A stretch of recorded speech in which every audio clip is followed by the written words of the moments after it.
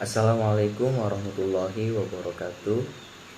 Baik, saya Kosim Dewi. Ini 19/10/31/48.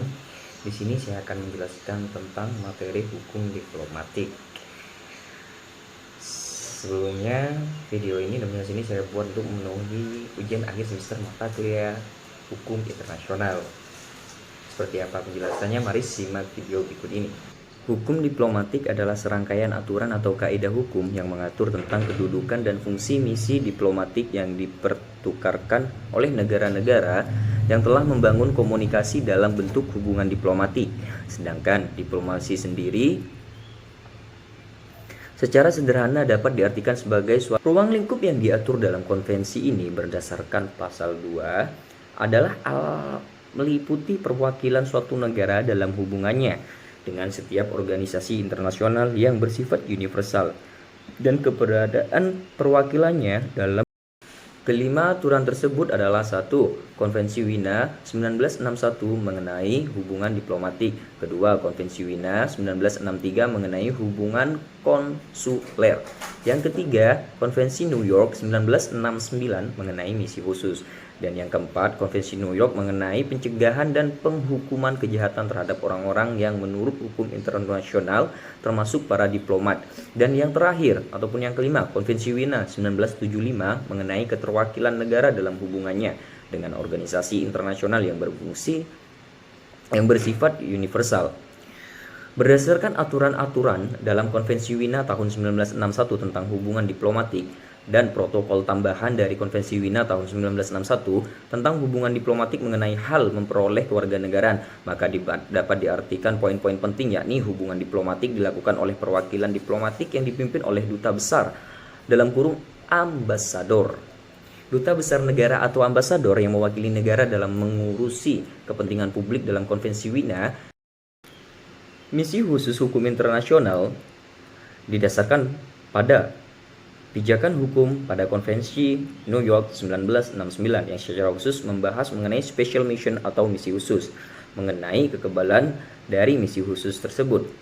Pengaturannya dikenal dengan The Convention on Special Mission 1969. Dalam banyak hal, negara-negara akan dapat mengirim dan mengutus misi khusus. Tiga tingkatan yang dimaksud adalah yang pertama, 1. Duta besar yang ditempatkan pada kepala negara dan kepala misi yang tingkatannya sama.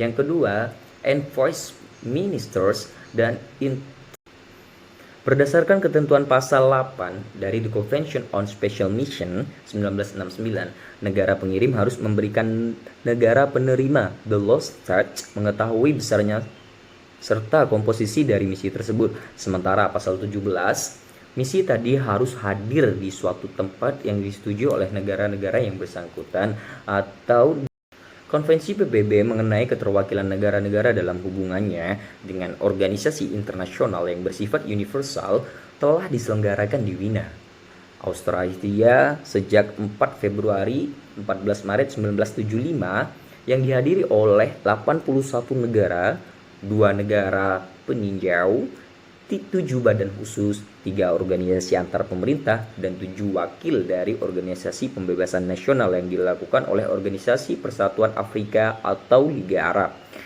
Konferensi kemudian menyetujui konvensi tersebut yang terdiri dari 92 pasal dan terbuka untuk pendatangan.